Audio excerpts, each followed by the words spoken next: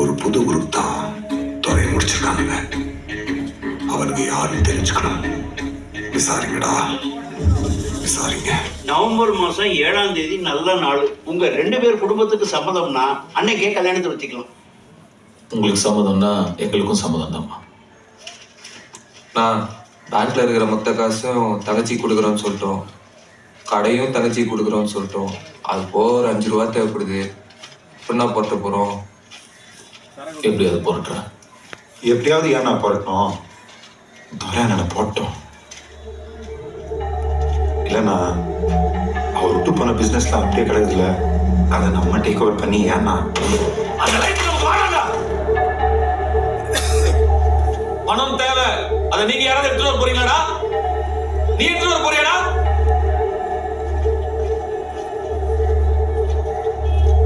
டேய், நான் உன்னால சும்மா இருக்க முடியாதடா. எப்படா உன்னால நிம்மதியா சோறு திங்க முடியுது? பயமா இருக்குதுடா, தூங்க முடியல. ஏதோ சேர்ந்துதான் எல்லாம் பண்ண நினைச்சுன்னு இருக்காங்க. எவ்வளவு நாள் அப்படியே இருக்கும்னு தெரியல. எப்போ யாரு கண்டுபிடிச்சிருவானு பயந்து பயந்து சாவறேன்டா.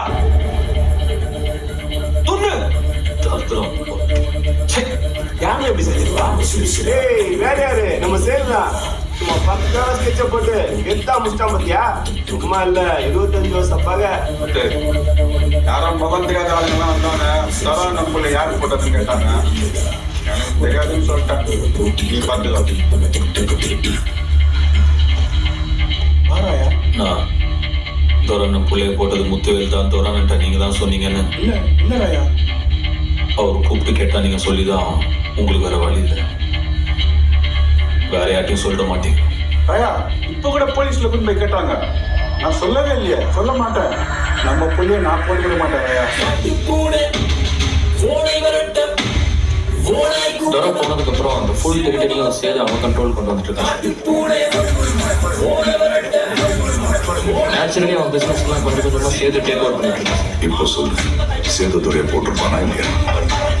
உங்களுக்கு சேர்த்து போட்டிருந்தாங்கன்னா சந்தோஷம் இல்லை sir. It makes my life easier. 2 வட்டிக்கு கம்மியாலாம் கொடுக்கவே முடியாதுப்பா. அதுக்கு கம்மியா கொடுக்கணும்னா பேங்க் இருக்கே.